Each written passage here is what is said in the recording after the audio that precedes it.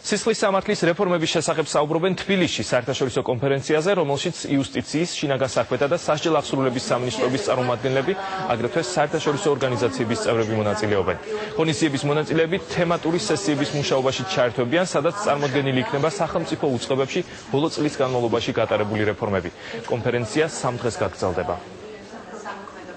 შემდგომი რამდენიმე დღის განმავლობაში განვიხილავთ ყველა სამოქმედო გეგმას და სტრატეგიას რეფორმისა, რომელიც შემუშავებული იქნა და რომლის განხორციელებაც ნაწილობრივ მიმდინარეობდა წლევანდელი წლის განმავლობაში და დაგეგმილია მომდევნო 2 წლის განმავლობაში.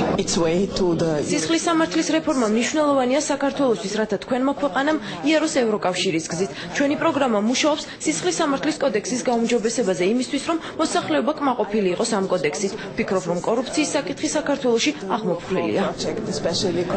სახალხო დამცველის აპარატიც არის ერთ-ერთი მონაწილე სწორედ ამ პროცესის და მინდა აღნიშნო, რომ არაერთი ნაბიჯი გადაიდგა წინ ამ მიმართულებით, რაც ძალიან მნიშვნელოვანია. თუმცა ჯერ კიდევ საკმაოდ ბევრი მიმართულება ასათვისებელი. მე მინდა აღნიშნო და გამოვყო მაგალითად არასრულწლოვანთა მართლმსაჯულების კუთხით არაერთი პოზიტიური ნაბიჯი.